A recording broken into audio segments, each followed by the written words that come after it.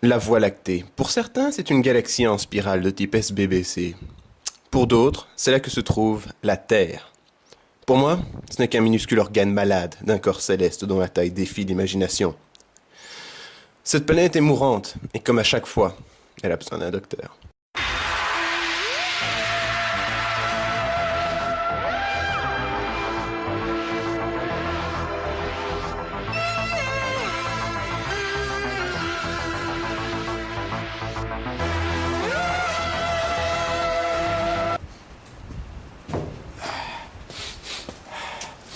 Hmm.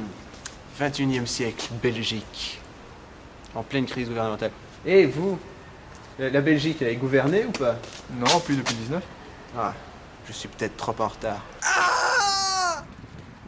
Si vous êtes allé sur internet ces 3 derniers mois, vous avez probablement entendu parler de Mirror's Edge, le fameux jeu de DICE, édité par EA et produit par Owen O'Brien, un magnifique homme qui a travaillé sur Shogun Total War et la série des Harry Potter, dont le Harry Potter Special Quidditch, un titre dont le scénario est écrit par Rhianna Pratchett, vous savez, cette femme qui n'a finalement de sympathie à mes yeux que parce qu'elle est la fille de Terry Pratchett, le créateur de la série Les Annales du Disque Monde. Donc si vous avez besoin d'un scénario où dans le futur c'est dystopique et où les gens ils sont pas libres et c'est pas cool mais la ville elle est très propre et les gens ont l'air en bonne santé et assez heureux, voilà, vous demandez à la fille d'un excellent écrivain. C'est pour ça que le prochain Battlefield aura un scénario du fils de Tolkien, j'imagine, ou du fils de Dostoïevski ou Tolstoï ou une affaire du genre. Cependant, ce n'est pas un mauvais jeu mais c'est un trip game. Donc, c'est ce que j'appelle un trip game, c'est-à-dire c'est un jeu où on est dans le trip, ou pas. Si on est dans le trip, on peut éventuellement voir les détails gênants de ce titre et les mettre à la poubelle. Cependant, je ne peux pas nécessairement le faire car je n'ai pas particulièrement aimé le jeu et je vais vous expliquer pourquoi. Le jeu coûte 60€, il dure 6 heures, il met en scène des coursiers, vous incarnez une fille qui ressemble pas mal à Katsumi et l'un dans l'autre vous devez livrer des trucs jusqu'à ce que vous vous rendiez compte qu'en fait il y a une terrible machination qui est faite par des méchants gens et voilà, vous devez la régler. Je vais pas vous spoiler le scénario parce que le scénario est assez nul et bon voilà, ce sera une motivation en moins. Techniquement le jeu se débrouille pas trop mal même si l'Unreal Engine 3.0 ne fonctionne toujours pas correctement sur la PlayStation 3. On a beaucoup de vitter, donc de déchirements verticaux de l'écran. Ce qui est assez gênant quand on pense que la PlayStation 3, qui est la version à laquelle j'ai joué, est la version principale de développement du jeu. Techniquement, c'est pas parfait. L'un dans l'autre, les détections de collision quand on bouge sont assez foireuses par moment, mais si on garde assez bien de vitesse et que l'on suit les 3 chemins prévus par les créateurs du jeu, c'est jouable. Gros problème, ce jeu qui est censé mettre en avant la liberté est finalement super cloisonné, on a 3 chemins à suivre, et ils se retrouvent tous à un ou l'autre endroit aux embranchements. Ce qui donne une fausse sensation de liberté qui n'est même pas du tout fausse, ce n'est pas du tout une sensation de liberté. Alors, le jeu se termine en 6 heures, je l'ai déjà dit, le scénario est relativement faible, le gameplay est relativement discutable et finalement, soit vous avez envie d'essayer l'aventure d'un jeu de plateforme à la vision subjective, soit pas. Si vous avez envie de l'aimer et de l'essayer, si vous avez envie de l'essayer, vous l'aimerez probablement, et alors vous n'avez aucune raison de ne pas essayer Mirror's Edge. Par contre, 60€, ça m'a l'air un peu cher pour le niveau de jeu qu'on a. Le jeu n'est pas mauvais, il n'est juste pas bon, il souffre de graves problèmes techniques, enfin de petits problèmes techniques, de graves problèmes de scénario, et le gameplay n'est pas incroyable, seulement je ne peux pas vous empêcher de vivre cette magnifique expérience qui vaut le coup d'être vécue, mais qui n'est juste pas extraordinairement bonne en tant que jeu vidéo.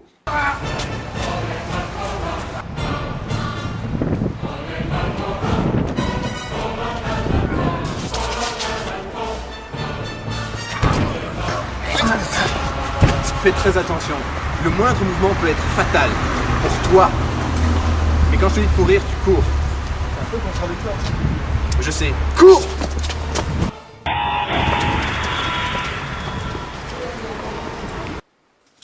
Le logo PlayStation était symbolique pour pas mal de gens d'un changement dans l'histoire des jeux vidéo. C'était l'arrivée de petites productions parfois, qui étaient spéciales comme ce jeu qui s'appelle Incredible Crisis.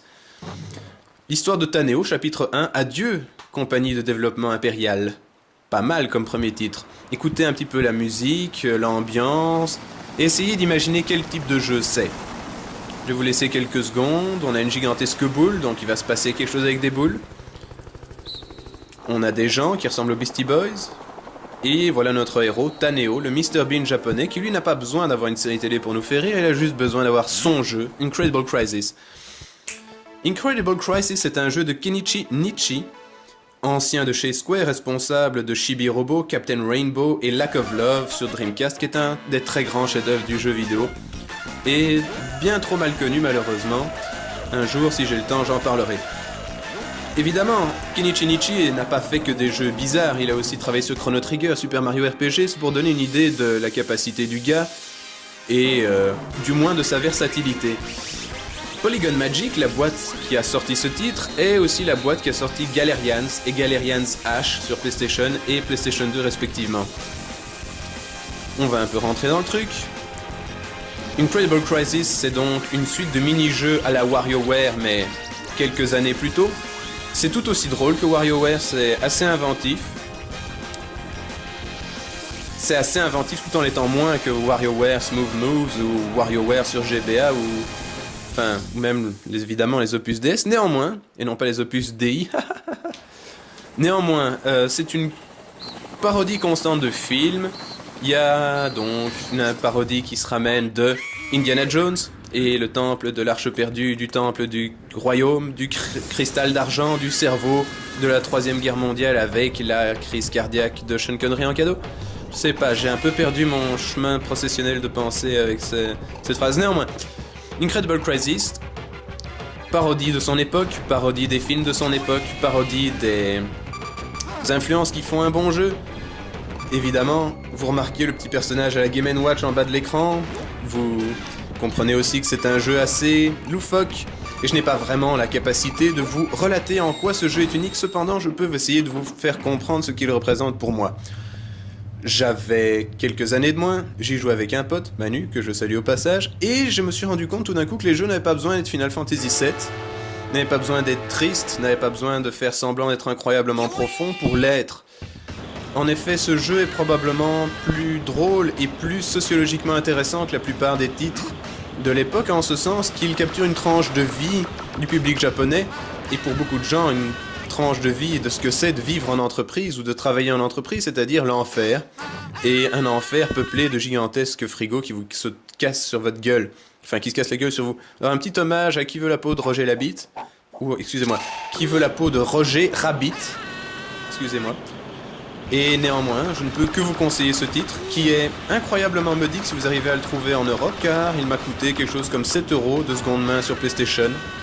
Et il était, je pars chez nous, assez amusant de le savoir, édité par Titus. Titus, la boîte qui faisait que de la merde, a quand même eu la bonne idée de nous ramener cet excellent jeu du Japon, un jeu Polygon Magic et Kenichi Nishi, un titre que je vous conseille encore une dernière fois, et nous allons nous quitter avec une dernière petite série de gags bien poilantes, et ce magnifique son que je vous propose de placer au moins une fois dans chacune de vos conversations jusqu'ici dans votre vie. Salut, comment ça va? Ouais! Ou alors, non, c'est terrible, je suis arrivé en retard à l'enterrement de ta mère parce que... Ouais! Classe. Essayez-le. Un très très grand jeu.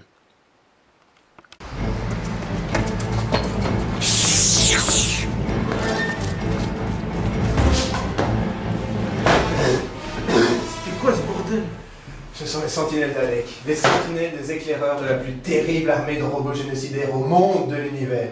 Qu'est-ce qu'on va foutre? On est foutu. Sauf si on sauve le monde. Et comment tu vas faire? Je vous propose d'utiliser le TARDIS, mon vaisseau qui voyage à travers le temps et l'espace, à travers le temps et l'espace. Oui, le temps et l'espace. John Woo présente Stranglehold, un titre Midway Chicago, les génies responsables de la série Blitz de League, c'est-à-dire, vous savez, ce jeu de football qui n'a même pas la licence de la National Football League, c'est-à-dire le magnifiquement jeu qui est super arcade où il y a des genoux et des coudes qui s'explosent en temps réel et qu'on peut voir les cassures. Et Tiger Hill Software, c'est-à-dire les gens qui ont rien sorti avant et rien sorti après, et je dirais limite heureusement. C'est donc un jeu de John Woo qui était quand même à l'époque un grand réalisateur de films d'action, est maintenant devenu un médiocre créateur de jeux d'action. Grâce à Midway, j'ai actuellement le manuel de Stranglehold en main. Et je vais vous dire ce qui a marqué à la page numéro 3, c'est la page où il y a un pigeon, enfin une colombe blanche, Toute l'équipe de Stranglehold remercie vivement John Woo qui a su lui transmettre son approche créative, son expérience cinématique et son inspiration pour la création de Stranglehold. Merci également à Choi Yun-fat pour avoir forgé l'un des personnages d'action les plus emblématiques de l'histoire du cinéma. Vous savez, cet homme qui s'appelle Tequila, qui tire sur des gens et qui est incapable de parler anglais sans un accent à couper au couteau, est de retour après le magnifique film de 1992 Hard Boiled, c'était à toute épreuve, qui est d'ailleurs, remarquons-le, offert avec la version collector PlayStation 3 de Stranglehold, c'est-à-dire que c'est très amusant, mais ils se sont rendus compte que le jeu était moins jouissif à jouer que le film, ce qui est plutôt... c'est une marque de bon sens, ils sont pas totalement cinglés.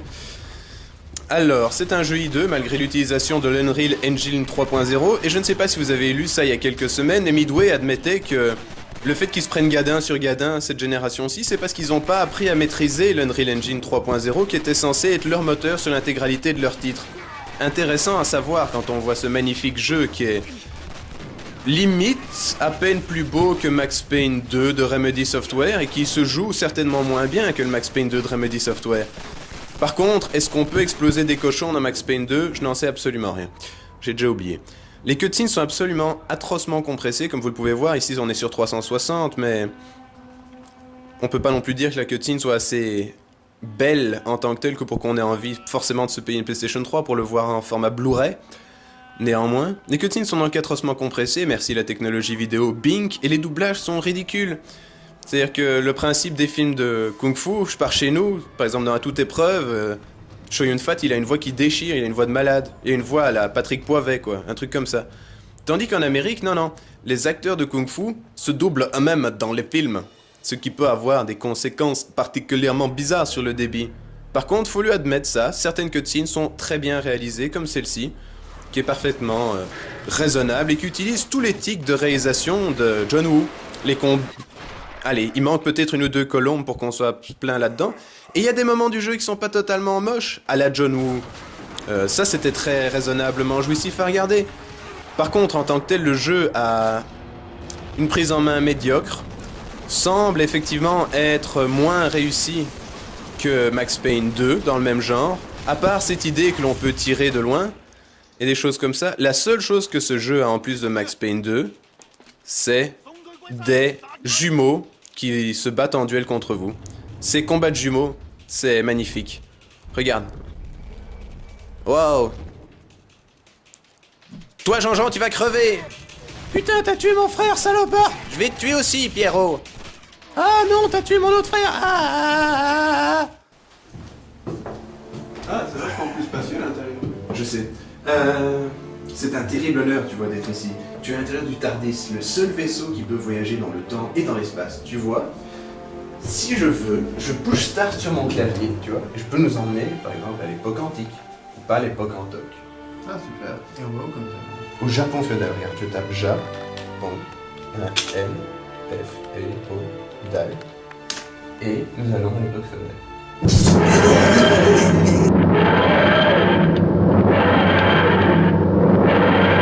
Pour la victoire de Barack Obama en Amérique, j'ai décidé de vous parler d'Odama sur GameCube, un jeu sorti en 2006 et qui vous met push start en bas, c'est assez sympathique. C'est un jeu Vivarium. Vivarium, c'est la boîte d'un certain homme, Yu Saito, le créateur génial de Seaman et de Tower SP.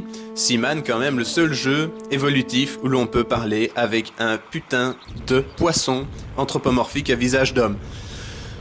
Alors, Odama, c'est un jeu de pinball stratégique à l'utilisation du microphone, c'est-à-dire que l'on utilise le microphone de la GameCube, un objet qui est vendu avec et qui a été rarement utilisé dans des bons jeux, si ce n'est Odama, et l'on peut commander, en anglais, les troupes rouges que l'on voit à l'écran, de manière à pouvoir battre les troupes grises, de manière à faire passer la Ninten Bell, c'est-à-dire la cloche Ninten, qui est ce truc qui clignote actuellement au milieu de l'écran, à travers les portes de différents plateaux dans lesquels on peut jouer. Alors scénaristiquement, c'est assez rigolo. On y joue Yamanouchi Kagetora, un jeune général japonais vengeant son clan en préservant la voie du devoir paradisiaque. Ça claque, la voie du devoir paradisiaque. Surtout quand on sait qu'en japonais ça se prononce la Nintendo. Si j'ai bon souvenir, Nintendo veut aussi dire laissons la chance décider. Voilà. On va pas se plaindre, ça fait une petite vanne pour fans Nintendo, bon c'est pas si grave. Le jeu en tant que tel n'est pas extraordinaire, il est très dur.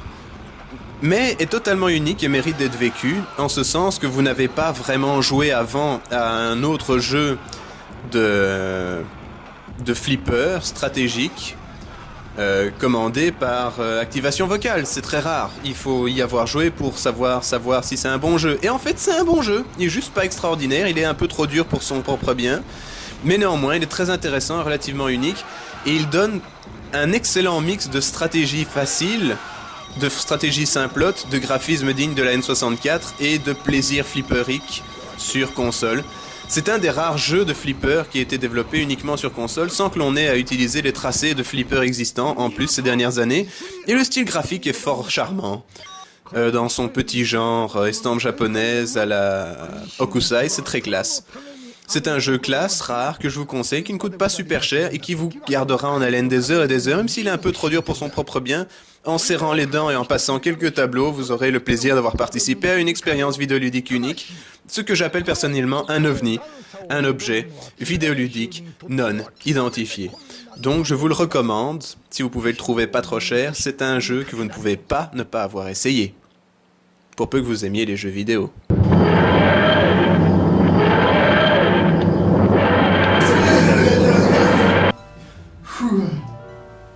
C'est quand même crevant, hein? Ça nous a pas beaucoup avancé. Non, mais j'ai trouvé la solution à notre problème d'infestation et je suis parvenu génocidaire. Et c'est quoi le plan? Le dialogue. C'est pas parce que c'est des monstres de l'espace qu'on peut pas parler avec eux. Tu sais, la violence, c'est mal.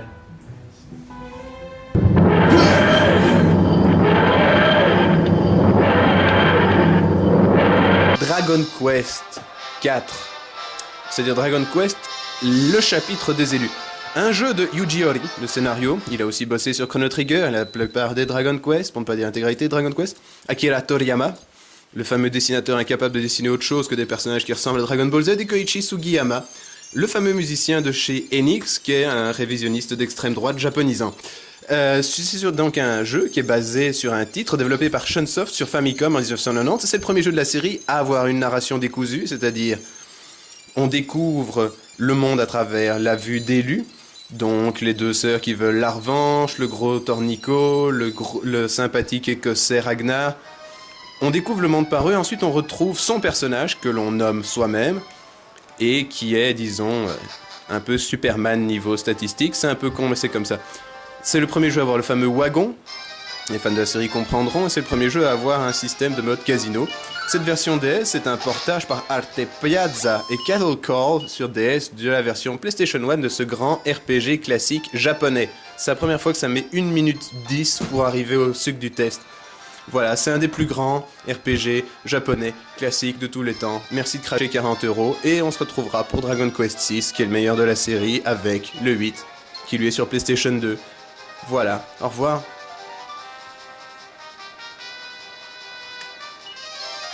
Bon, il nous reste approximativement 1 minute et demie à tirer, donc je vais vous dire... voilà, c'est un Dragon Quest, c'est dur, c'est éreintant, c'est un peu l'équivalent de se réveiller le matin avec tout d'un coup une ceinture de chasteté autour de soi.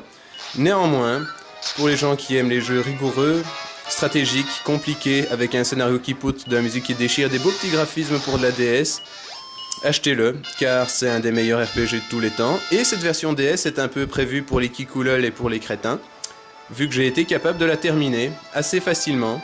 Voilà d'ailleurs le boss de fin. Mais ne vous inquiétez pas, je ne vais pas trop vous spoiler, parce que... voilà quoi.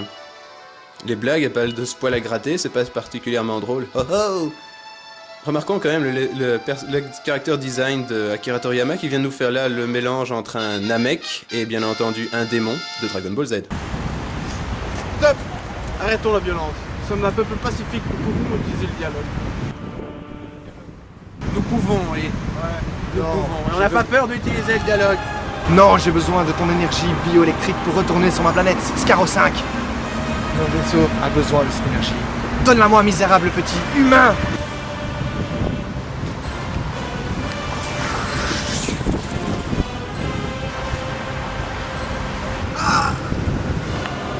Bienvenue à Paradise City. Paradise City. C'est la Mecque du... C'est là, mec, le style burnout. Je tiens tout de suite à m'excuser envers nos spectateurs tunisiens et marocains. C'est dans le jeu, j'y peux rien. On ruse en Les rues embouteillées de downtown, donc il n'y a pas beaucoup de voitures, mais c'est pas grave. Les routes sont toutes vertes. Explore tout comme tu le veux. Merde, ce jeu vient de me tutoyer. Tu n'as jamais connu une expérience. Oh. Voilà, ça c'est un jeu qui se tire dans le pied dès la première seconde, il tutoie son joueur, ce qui n'est jamais une marque de respect. C'est pas comme si j'étais pote avec une gigantesque chose comme Electronic Arts, tu vois, on sait... Enfin, excusez-moi de vous tutoyer, c'est l'habitude. Fais crisser tes pneus. Donc, tu vas trisser tes pneus. Salut à nos spectateurs canadiens, je suis tout aussi désolé par cette vanne raciste. Donc, dans Burnout Paradise, tu fais crisser tes pneus, c'est un jeu de Criterion Games dirigé par Alex Ward, qui a créé la série Black et la série Burnout, et qui est édité par Electronic Arts. C'est un jeu extraordinairement arcade, ce n'est pas vraiment un jeu de course, c'est plus un jeu de je me pète dans un mur. Mais l'aspect technique est ce qui sauve ce jeu, parce que le gameplay est pas terrible, c'est un jeu de course, très arcade. C'est un jeu de course qui est limite aussi arcade que Mario Kart, et beaucoup plus arcade que Project Gotham Racing, pour vous donner une idée. Techniquement, par contre, le jeu est très solide, on est à 60 FPS constant, dans une grande ville. Enfin, c'est une ville, quoi, elle est assez minuscule, mais pour un jeu next-gen de pas très loin dans la génération, c'est un assez beau jeu. On se crache énormément et on peut écouter de la super musique comme du Debussy, du Dvorak, du Mozart, du Junkie XL, du David Nevins, du NERD, du Depeche Mode et tout ça en explosant des voitures contre les gens. Et le but du jeu, tenez-vous bien, c'est on est dans Paradise City, on remporte des courses pour pouvoir gagner des voitures qui permettent de remporter des courses, qui permettent de gagner des voitures, qui permettent de remporter des courses, qui permettent de passer des permis, qui permettent de remporter des voitures, qui permettent de gagner des courses. C'est assez clair, je peux le faire un peu moins vite, mais c'est beaucoup moins drôle. Cependant, le truc qui est intéressant, c'est que le titre est proposé à 30€ sur 360 et PlayStation 3, qu'on peut télécharger pour la première fois de l'histoire de la série des nouvelles voitures, gratos. Par exemple, la moto que vous avez vue là, c'est gratos et c'est la première moto qu'on voit dans la série Burnout. Et je ferai remarquer qu'avec la moto, ils se sont fatigués à mettre tout un nouveau style de jeu motorisé avec des motos qui ne sont certainement pas la risée de qui que ce soit. Donc voilà. On peut aussi faire des cascades avec ces voitures, un peu à la Starsky et Hutch. Et voilà, moi j'ai toujours pensé que c'était aussi un jeu avec un futur dystopique parce qu'il n'y a pas une seule voiture qui soit piloté par un être humain dans le jeu, ça fait un peu flipper.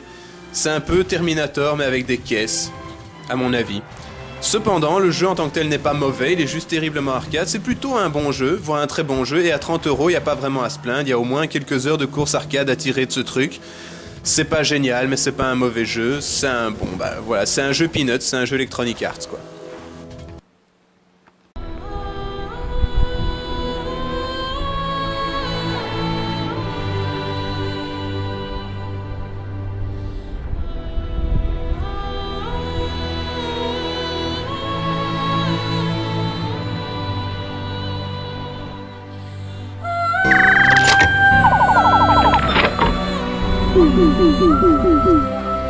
J'espère que vous êtes bien accrochés à vos ceintures à vos sièges au sol et le sol à un planétoïde quelconque. Tant nous partons dans le monde de l'espace et du culturisme pour un trip unique, vidéoludique sur pushtart.be, l'émission vidéoludique au goût unique qui ne parle donc que de jeux vidéo.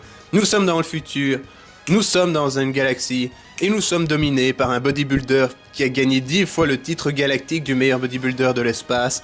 Le fait est que le mec, il a plus de protéines sur sa planète, il a décidé donc d'envahir les pays voisins et les galaxies voisines. Seulement, un prince et une princesse de l'espace vont libérer ces deux hommes avec un trou dans le crâne qui s'appellent Samson et Adon, qui sont des bodybuilders de l'impossible et qui peuvent éjaculer des lasers par leur crâne. Voilà votre scénario, je vous laisse, bonne journée, regardez 3 minutes de bonheur vidéoludique avec Shoaniki. Bon, si vous êtes encore là, c'est que vous attendez à écouter de la voix. Toujours est-il, nous avons donc là un jeu magnifique qui n'est possible à l'époque que sur PC Engine Super CD-ROM 2. L'add-on, le deuxième add-on, excusez-moi, CD-ROM de la PC Engine. Voilà, c'est un jeu, c'est un format qui n'a pas connu énormément de jeux et ceci est probablement son jeu le plus bizarre, c'est pour ça que j'ai décidé de vous le présenter. À noter qu'il y a d'autres excellents jeux CD sur PC Engine, comme par exemple, je sais pas moi... Oh, bah pourquoi pas le magnifique Castlevania Round of Blood que je n'ai pas encore pu vous présenter, mais néanmoins, vous retrouvez ici ce jeu qui est rendu disponible par la Wii Virtual Console, ce qui fait que les historiens du jeu vidéo peuvent voir ce chef-d'œuvre de gameplay homoérotique au service de l'homme. Nous avons donc des musiques mythiques de Monsieur Koji Hayama qui habitent, qui remplissent, qui tout du long, d'un bout à l'autre, de part en part, sur les côtés, dans les coins, refait un peu la moquette et tout le tintouin, mais surtout décide de faire de l'excellente musique pour un jeu qui est plus que bizarre. En effet, ces musiques sont probablement les choses les plus bizarres que ce type ait créées en sa carrière, et réfléchissons que le mec il a quand même bossé sur Front Mission 3, une des musiques de Super Smash Bros. Brawl, et la musique de Super Robot Taisen Alpha. Si j'ai bon souvenir, c'est l'opus PlayStation de cette série de meurtres de robots japonais à grande échelle. Écoutez-moi cette musique samplée qui n'est possible que grâce au format CD et qui mérite toute votre attention, dirais-je, de la musculature interne de vos oreilles internes, car c'est vraiment de la bonne musique de jeu vidéo. Alors, est-ce que j'ai déjà dit que je voyais comme un espèce de sous-texte gay dans ce jeu? Si je ne l'ai pas encore dit, je me permets de réitérer cette remarque. Car avouons-le, être un homme surmusclé entouré de deux homosexuels giratoires, de deux bodybuilders giratoires qui ont des rapports équivoques dans l'espace pendant qu'on se fait attaquer par une gigantesque paluche et d'autres trucs qui sont plus ou moins phalluciformes ou plutôt de forme pénienne, remarquons qu'il y a un bizarre sous-titre ou sous-texte homosexuel à faire, ce qui n'est pas du tout pour me gêner. Je ne suis pas particulièrement gay, mais chacun fait ce qu'il veut, et quand le jeu est aussi extraordinairement bon que ça, on peut pardonner tout. Car le jeu en plus est bon. C'est une espèce de... Regardez, alors, je veux essayer un jour que vous essayez de passer à travers une bille comme je viens de le faire, une bille d'énergie. C'est très dur, ça demande un certain doigté. C'est donc un jeu à la Darius. C'est un très bon clone de Darius et je ne peux que vous conseiller de l'essayer.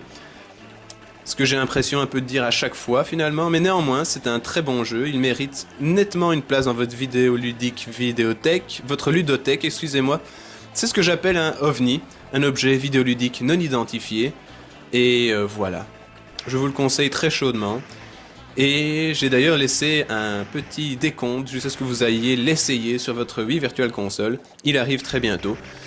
Je m'appelle Arthur Masque-Meurant et ceci était une émission de Push Start, émission vidéoludique au goût unique, disponible sur www.push-start.be.